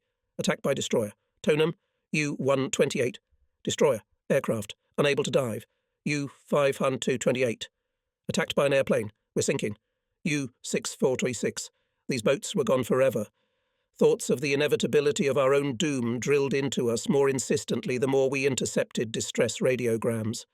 There were hours, at best days, left before the enemy would catch up with us and send us to eternal rest in a steel coffin. May 8 and 18th. At dawn we received an order to refuel from the U-634 submarine in the grid of the BE-81 quadrant. May 19th. The British managed 2 direct hits. U-954 and U-273 were sunk almost simultaneously.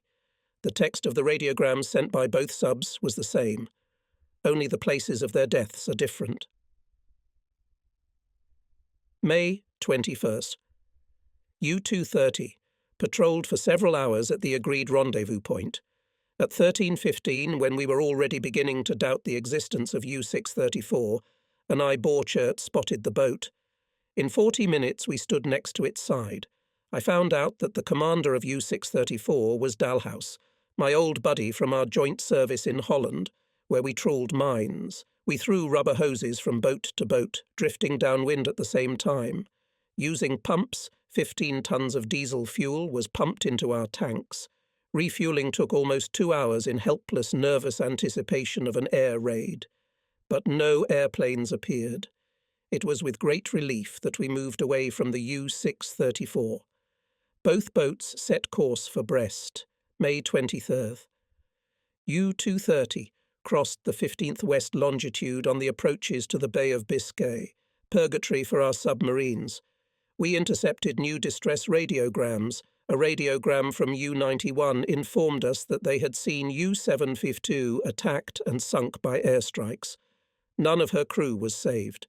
At 10:40 we made an emergency dive before the British Sunderland aircraft attacked. No radar pulses were picked up.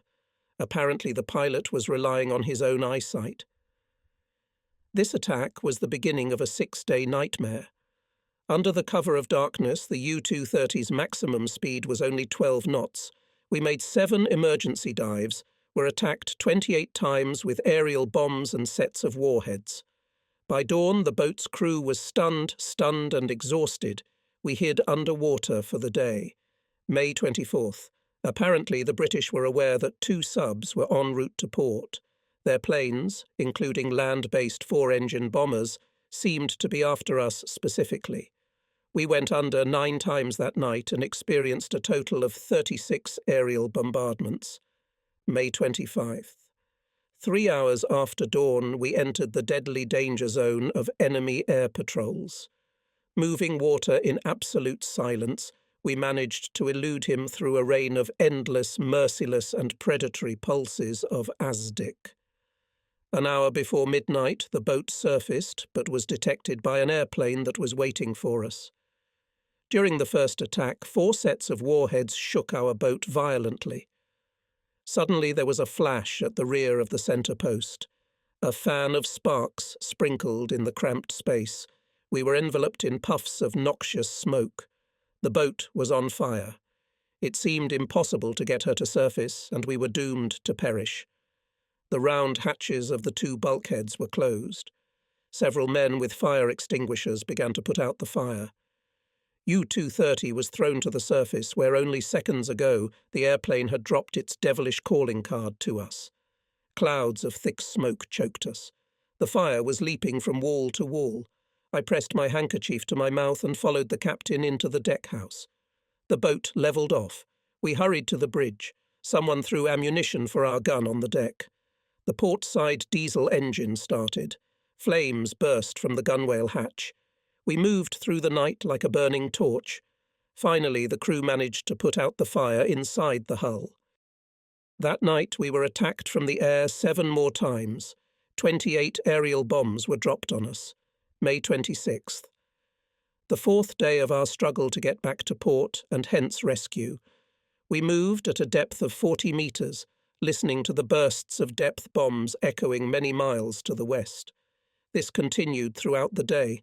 At 10:30 p.m. we surfaced. The night was very dark. For over an hour the radar picked up no signals. Then we saw a large spot of light hanging in the sky. It grew at an insane rate, illuminating the bridge with blinding daylight. A 4-engine Liberator was roaring toward us, firing machine guns. The submarine roared toward the rapidly approaching light. The flying giant roared over the bridge and disappeared into the night darkness, showering the bridge with sparks and blowing a wave of hot air at us.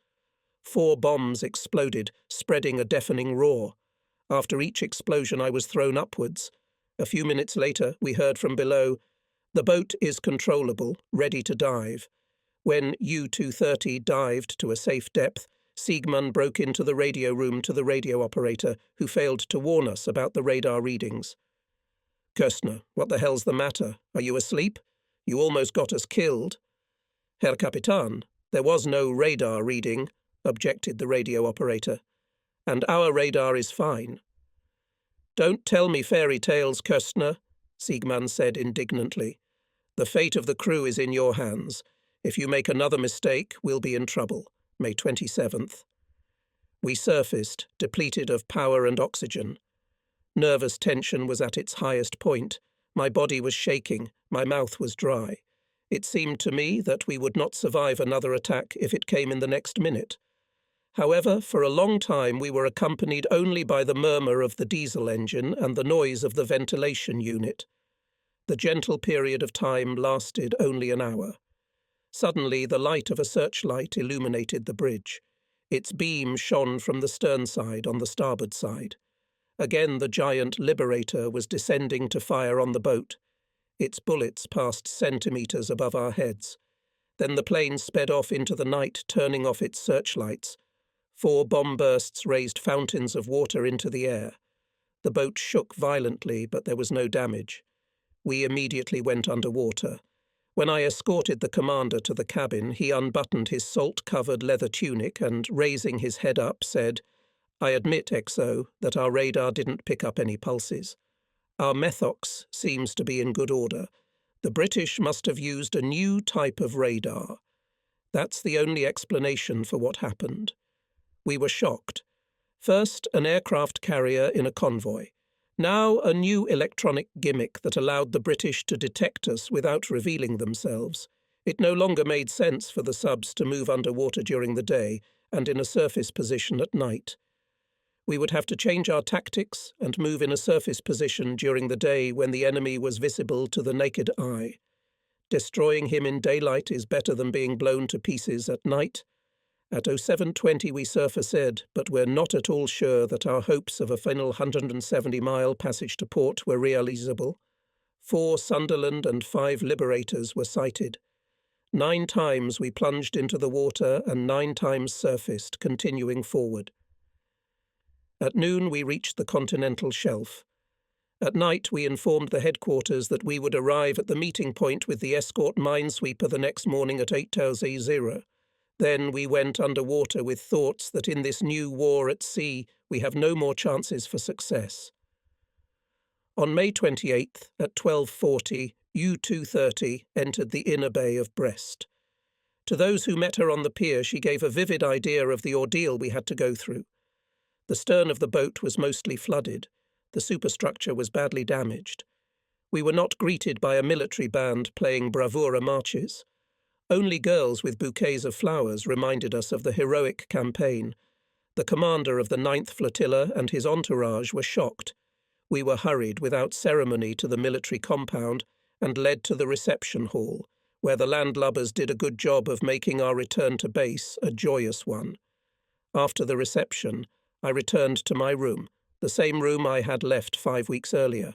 My belongings had already been delivered from storage. When I opened the envelope with my will, taken out of my valise, I felt overwhelmed with joy. I had survived. In my mail, I found only 2 letters from Marianne. They gave me many unfamiliar thoughts. I was distracted from them by a small package from home. Mom had sent a homemade birthday cake. It had been waiting for me for 4 weeks, hardened and crumbling. But I wanted to honour my mother's belief in her son's longevity. I ate a piece of cake. 2 days of busy work in the port, dismantling the boat's equipment and moving it to a dry dock, did not allow me to reflect on the reasons for the failure of our trip. But I had to reflect the next morning. I happened to be on the pier when the U-634 finally returned to the bay 3 days after us. This time I added a firm handshake to my thanks for Dalhousie's help. Nevertheless, I finally managed to suppress the painful thoughts and feelings. I tried to forget that death had constantly accompanied me during the month of May. With the irrepressible energy of youth, I plunged into the turbulent and changeable life in the harbour. I joined in the casino bar with my friends who were fortunate enough to be back from a camping trip. We celebrated birthdays, danced with all of Madame's beauties. She had updated her contingent with several exotic blooms of varying colours from white to yellow to chocolate. Janine was as enchanting as ever. That she gave love to others in my absence didn't matter. After all, it could have been the last hours of love and the lives of my comrades.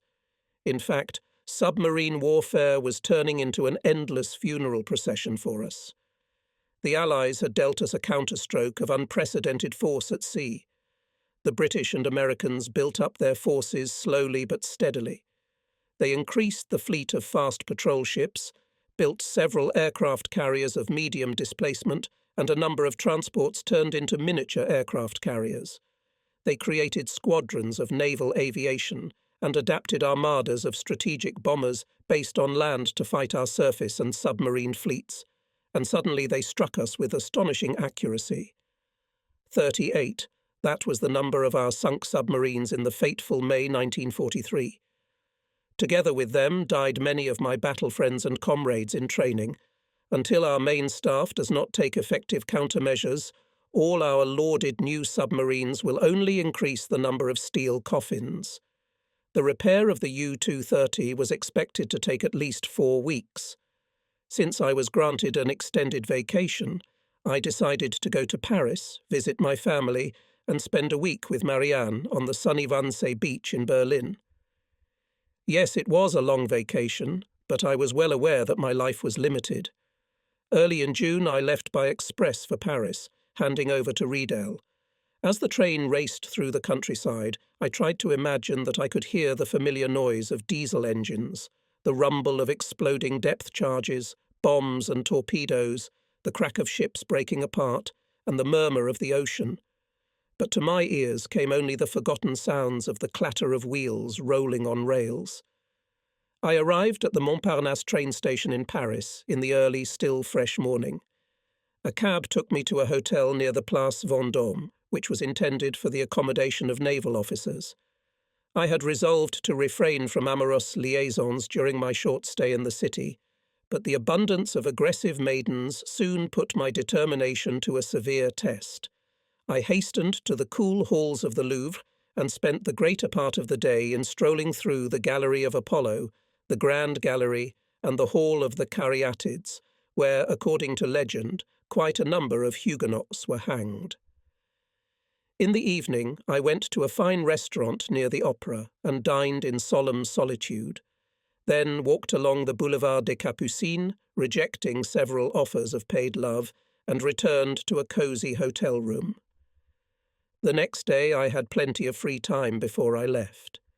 In the morning I walked along the Place Pigalle, had a hearty breakfast at a small café in Montmartre, and climbed the long staircase to the Sacré-Cœur. I spent the afternoon and evening on the left bank, idly wandering the streets and scraping money in cafes. Paris, beautiful Paris, how I hated to leave it. At 10 p.m., however, I boarded a train for Germany. The morning sun was already high when my express train arrived at Frankfurt station. I immediately noticed that the huge glass dome over the railroad tracks had been badly damaged by enemy bombing. The panes had been blown out, leaving only the bare steel frame. This sight was a sad prelude to my return home. As usual, I returned to my family without notice. When my mother opened the door to my call, she looked at me as if I were a stranger. After waiting for a second, I said, "Hello, Mum, would you let me in? It's so good to be home again." I noticed that my mother was shaking nervously from time to time and that she had lost a lot of weight. It seemed to me that sadness was eating away at her, but I didn't ask her about it. I thought I'd say something nice. "I'm so glad to be resting at my desk again." Naturally, she asked if I was hungry, claimed I looked very gaunt and worried about my health. "Tell me, do you have enough warm underwear? Maybe you don't know, but we gave all the extra clothes to our soldiers fighting in Russia, your boots, your ski suit along with your skis. Tell me, how's the war going in the Atlantic? We don't hear so much about our subs now." I said she would soon hear about our successes again. And, deciding that I would not discuss the war effort with her, I changed the subject. "How are you? How's Trudy? Has she seen her husband lately?" "Trudy is fine. answered the mother. Hans was here for Easter. His parents came to visit too. They were heavily bombed in Düsseldorf, and they've gone to the Black Forest until the situation improves. We've been bombed recently too, but not as bad as other places. How is Papa? I asked. Mother burst into tears. With a tear-stained face, she said that my father had been arrested by the Gestapo 3 months ago. He was still imprisoned in the city prison in Hammelgasse. I didn't tell you about it in my letters, she said, sobbing. I didn't want you to know. Torn between surprise and rage, I got her to give me a confused account of what had happened. My father had maintained a more than friendly and casual relationship with a young woman. She had served in his firm for an extended period of time. One day, the father demanded a divorce from his mother, wanting to marry this woman. But that was not the reason he was arrested. The reason was different. The woman he loved turned out to be Jewish. According to official ideology, such an affair was a crime. And his father had also hidden her from the police. Unfortunately, someone told the authorities that the woman was Jewish. The Gestapo captured both the woman and her father. She was thrown into a concentration camp, my father into prison. My father's arrest made me furious. This was not the first time the authorities had done injustice to him. In the winter of 1936, the activities of my father's finance company and 36 other similar firms were terminated, simply because they did not meet the political guidelines of the leaders of the Third Reich. Father was deprived of his life's work without explanation or warning. He was forced to start the business anew at the age of 46. It was only through talent and hard work that he was able to organize a new business and provide for his family. The ridiculous ideology of the authorities went beyond reason on more than one occasion. I personally witnessed the Crystal Night in Frankfurt in 1938, when angry mobs rushed through the streets, smashing windows and looting Jewish stores in the presence of indifferent police officers. The raiders threw furniture from the windows of Jewish apartments, threw pianos, china, books, table lamps, kitchen utensils from balconies. When the looting of the most valuable things was over, the rest of the things were piled up and set on fire. I remember my father leading me between the fires to rescue a Jewish friend. We arrived at his apartment when it had already been looted and its occupants expelled. I saw the anger and tears on my father's face then. My father and I perceived Kristallnacht as a shameful and tragic event, but we realized the senselessness of rebellion in hopeless circumstances. I realized that something was wrong in the country that was dear to me, but I had to go to war at the age of 19. I had neither the time nor the interest to understand the politics of the regime. Now, however, these policies directly affected me and aroused rebellious feelings in me. I decided that I had to deal with my father's case, even if it hurt my military career. I immediately went to the Gestapo office on Lindenstrasse, which was not far from our home. My naval uniform and decorations allowed me to get past the guards without too many questions. When I entered the spacious hall, the secretary at the desk at the entrance asked how I could be of service. Tell me, how can I see Obersturmbannführer von Molitor? I answered a question, then with a smile handed the secretary my business card and added, "This will be a surprise for Herr von Molitor." I supposed that he had seldom seen submarine officers, and even so few whose fathers were behind bars. I had to wait quite a long time to see the Obersturmbannführer. It was enough time to think over the plan of the conversation. Then the secretary took me to a perfectly furnished office and introduced me to the chief of the SS in the city. So, in front of me was a powerful man who was worth lifting a finger to decide someone's fate. This middle-aged officer in a grey SS field uniform resembled more of a funky businessman than a cold-blooded punisher. Von Molitor's greeting was as unusual as his appearance. "It's nice to see a naval officer for a change," he said. "I know you're in the submarine navy. Quite an interesting and exciting service, isn't it? What can I do for you, Lieutenant?" I answered him in an icy tone. "Herr Obersturmbannführer, my father is being held in your prison. Without any justification, I demand his immediate release." The friendly smile on his full face was replaced by an expression of concern. He glanced at my business card, read my name again, and then hesitated. I have not been informed of the arrest of the father of a distinguished sailor. Unfortunately, Lieutenant, there must have been a mistake. I will look into the matter immediately. He wrote something on a piece of paper and pressed the call button. Another secretary came in from the other door and took the sheet from the chief. You see, Lieutenant, I am not informed on every particular case of arrest. But I suppose you've come to us only on your father's case. Of course I did, and I believe the reason for his arrest. Before I could make the great mistake of speaking harshly, the secretary came in again and handed von Molitor another sheet of paper. He scrutinized it for a while, then said in a conciliatory tone, "Lieutenant, I am now in the loop. Father will be with you this evening. I'm sure the 3 months in detention will teach him a lesson. I'm sorry about what happened, but your father has no one to blame but himself. I'm glad I could do you a favor. I hope your vacation will never be marred again. Goodbye. Heil Hitler." Rising quickly, I thanked him briefly. Of course, the chief of the SS did me no favors. It is unlikely that he could ignore my demand to release my father. I said goodbye to von Molitor with the traditional military greeting, and, as I walked outside, I remembered my father's temptress, who had also been imprisoned. I regretted that I could not help her. Only after the war did I learn that she had somehow managed to survive. Then I went to my father's office to see little sister Trudy for the first time since the wedding. When I informed her that Dad would be home for dinner, Trudy cried.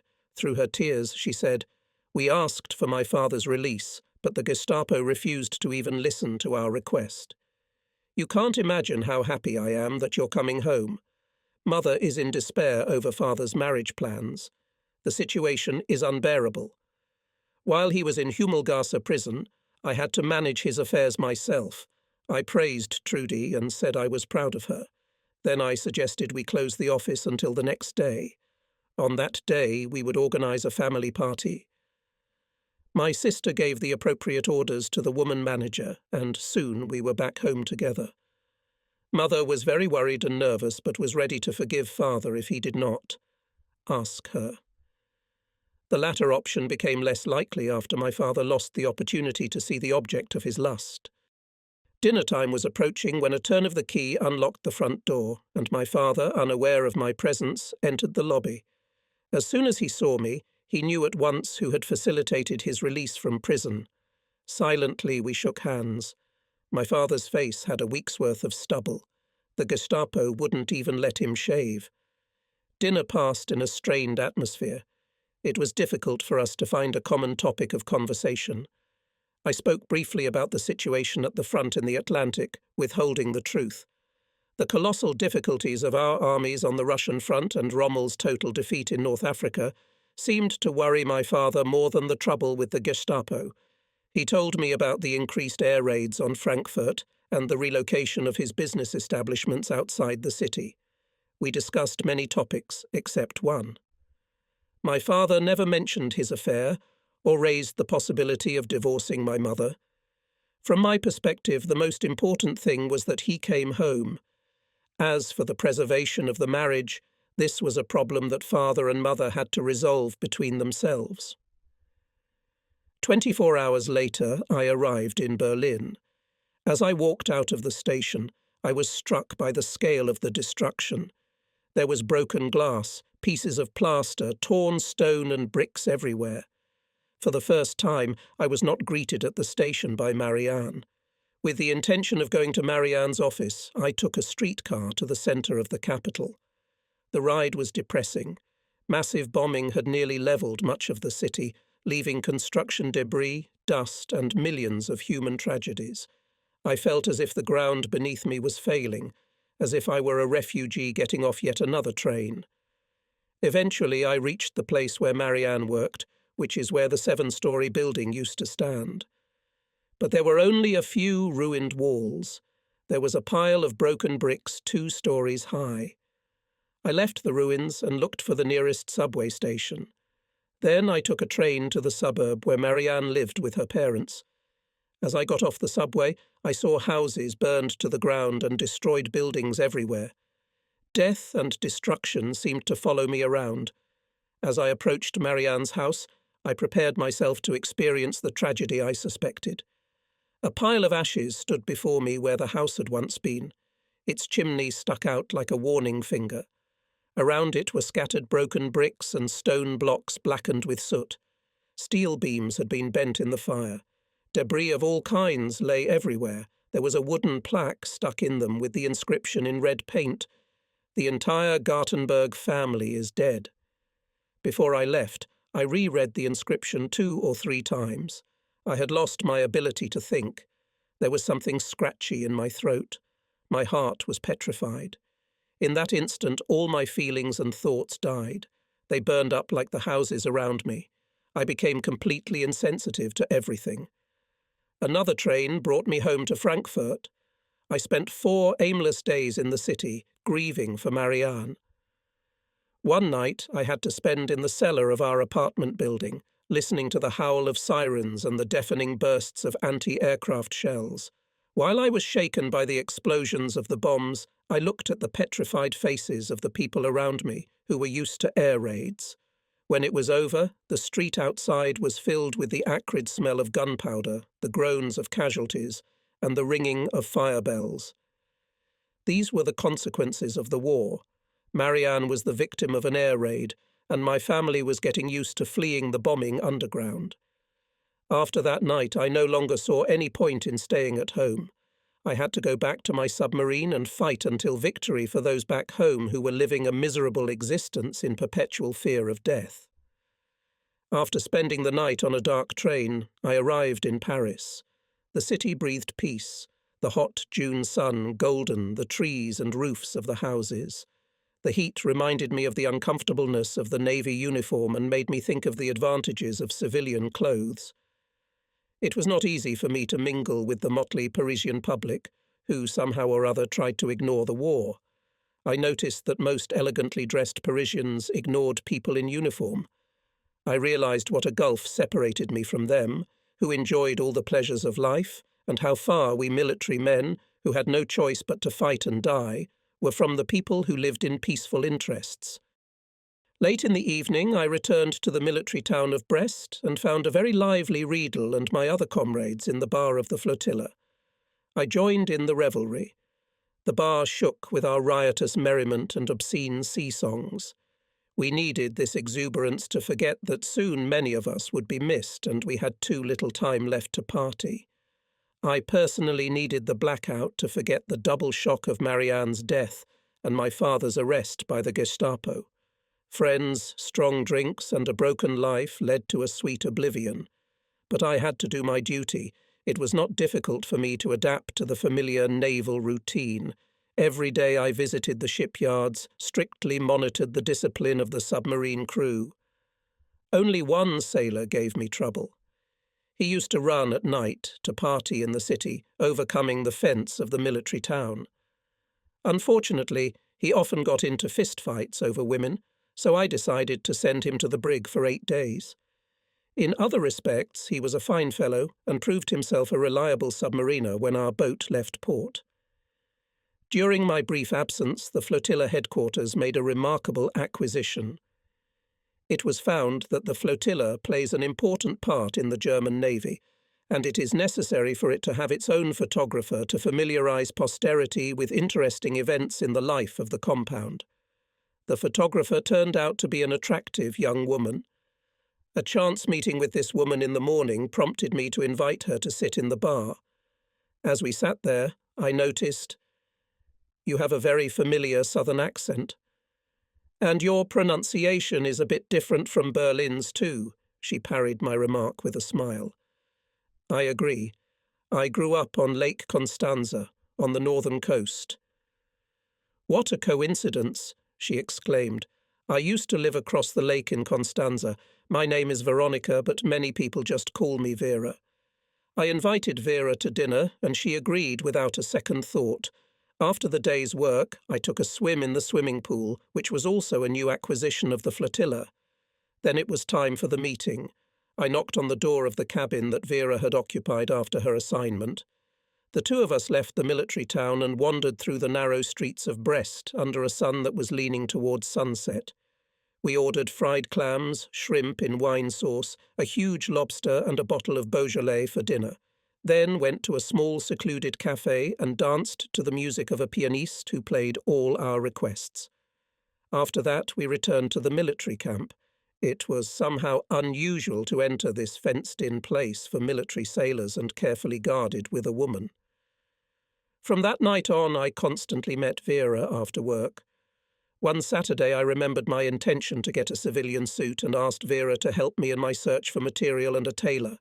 In spite of the wartime shortage of goods, the tailor offered us an amazing variety of fabrics, and without cards. I chose tartan. The tailor took my measurements, set a price and a deadline for the suit. I did not feel the slightest anxiety that I might not get the chance to wear the suit at all. With this acquisition, I kind of cheered myself up, tried to be more optimistic. During the remaining days of our stay in port, there were many reasons for pessimism. When a comrade in arms did not return from a campaign, when the truth about our losses in May was revealed, when a battered submarine crawled into the inner harbour, when reports of growing losses became the main topic of conversation in the officers' mess hall, and the horrible pictures of our submarine hell reappeared in my memory. A premonition of unhappiness grew. Worst of all was the fact that our guys could not give their lives dearly. Despite heavy losses, in April we sank only a third of the Allied ships sent to the bottom in March. In the disastrous for us, May was sunk only 50 enemy ships, tonnage of 265,000 tons. By mid-June, submarine warfare actually did not bring results. In 2 weeks, 16 more submarines were lost. Admiral Dennitz ordered a temporary halt to attacks on shipping lines in the North Atlantic. Surviving U-boats had their patrol areas changed, but they were not withdrawn from the front. On the contrary, to compensate for our staggering losses, a gigantic effort was being made to rapidly repair the subs in dry docks and to complete the construction of new submarines in shipyards. The intent was to incorporate imperfect and obsolete types of boats into the fighting. This was to show the Allies that they had failed to break our backbone. In his speech at Lorient, Dennitz assured us that the setbacks were temporary and the unfavourable trend would be reversed by our countermeasures. But in the meantime, we must still put to sea. According to the Admiral, our efforts tie up the Allied naval forces in the Atlantic and divert their bombers from air raids on German cities. At the end of June, I took the U-230 out of dry dock and brought her to the pier where refitting had to be completed. From that time, all our absences in the port stopped. Now, the main thing was the submarine, the war and preparation for the inevitable collision with the enemy. That was the reality. The rest, empty wishes and dreams. June 29th. At noon, after the commander returned from a meeting of high-ranking submarine officers of the Western Front, he asked me to come into his room. "Take Friedrich and Riedel with you," he added. "I have interesting news." 20 minutes later, we were at Siegmund's. "Sit down, gentlemen," he addressed us. "My message will take some time, and what you will hear should not be divulged. Headquarters has entrusted us with a special task. The main purpose of the upcoming trip will be to lay mines off the coast of the United States. We will take on board 24 magnetic mines of the latest design and set them in the Chesapeake Bay, more precisely, in front of the U.S. Navy base in Norfolk. I need not tell you the dangers of this enterprise. I demand that the nature of the mission be kept secret until we are at sea. I'd hate to find that they're waiting for us when we arrive in the United States. One more thing. The Chesapeake Bay is too shallow to allow our boat to submerge. We'll be conducting the mine sweep in a surface position. XO, I ask you to secure all necessary navigational charts of the area and keep them behind 7 locks. The 3 of us listened carefully to the captain and rejoiced that the upcoming trip would be unusual. Concerned for the safety of the boat, I asked the commander, "If we take on board 24 mines, we can take no more than 2 torpedoes with us." "That's right, XO, only 2. The rest of the space of the boat will be filled with mines, for the loading of which you are responsible. Friedrich has entered the conversation. How much fuel will we take with us? The usual amount. It's all worked out. The refueling of the boat will be carried out by one of the submarine tankers in the West Indies, the area of our future operations. There we'll be supplied with food, fuel and torpedoes. Riedel, take care of outfitting the crew with tropical uniforms and an appropriate diet. Gentlemen, the captain concluded, I believe we will be at sea for the rest of the summer. On July 1st, we loaded mines aboard the boat. The unusual cargo immediately caused the crew to speculate. Some people were sure we were going to mine a British port. Others thought it would be the Bay of Gibraltar. The most speculative claimed that we were going to an important port on the coast of West Africa, Freetown. The heated gossip brought a smile to my face. It was good to see the crew eager to put to sea, as it were.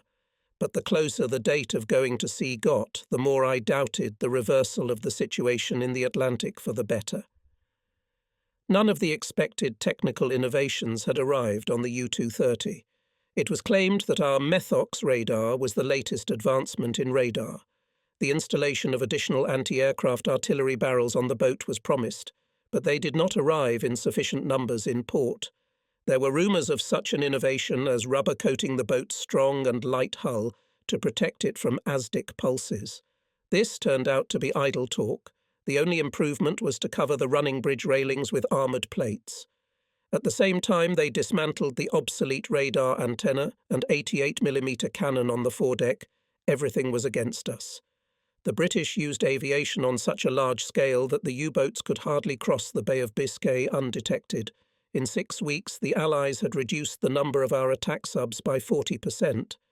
The remaining ones had to overcome when leaving and returning to the home port powerful anti-submarine defences. Despite the moral and physical fatigue, we still believed in a favourable turn of events if we hold out for a while. We had to hold out. 2 days before going to sea, I visited my tailor again. He had not finished my suit by the promised deadline. I arranged with him that my order would be completed in a fortnight and encouraged him to be active by paying half the cost of the work. I did not want to be indebted to the tailor in the event of my death on the trek.